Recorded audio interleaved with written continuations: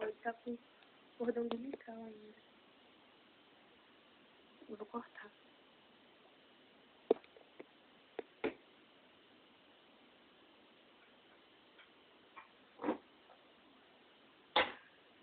Cadê a tesoura? Não sei. Não sei. Cuida dele, não deixa isso sair. Nessie! O bicho ainda tá com cordão umbilical. Um deles. É o primeiro?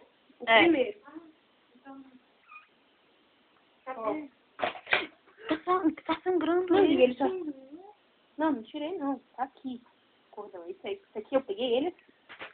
E ele tá roxo. A capa dele aí, ó. Não, são assim. Da Lô também é assim. Esse aqui tá bem. Uhum. Parece com ele. Não, sai só assim. Não. Isso é pele, né? Tipo, o bebê não corta. Sim, mas tem que esterilizar alguma coisa. A minha mãe cortou. Sua mãe cortou? O do outro. A mãe cortou do outro, que já tava morto. Não é que nem eu nem sei. É só pele morta aqui.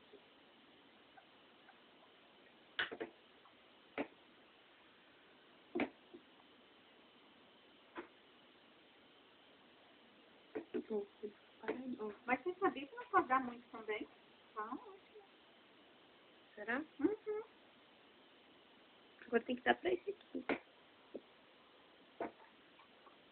Mas tem. Ó, ele já tá se mexendo. É, ó, esse aqui, ó, tá vendo? É leite. Não, eu acho que foi o cordão umbilical, sabia? Foi. O olho mexendo a boquinha, ó. Tá vendo, Net? Eles começaram a se mexer mais. Ó, ó. A coisa ali, ó, que não dá comida pra ele. Coisa feia. Vamos mesmo. Calma, bobô. Calma, bobô.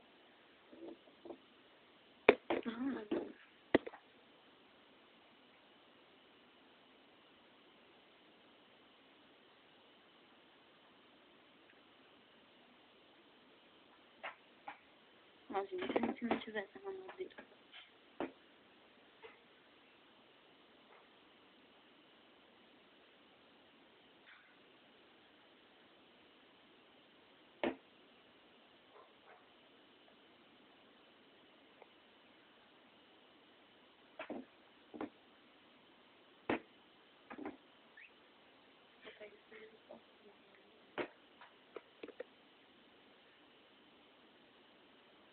Tomar cuidado com o lado que eles vão se mostrar.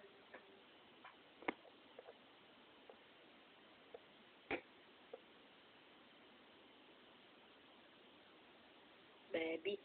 Calma, tá? Ó, tá igual do outro, né?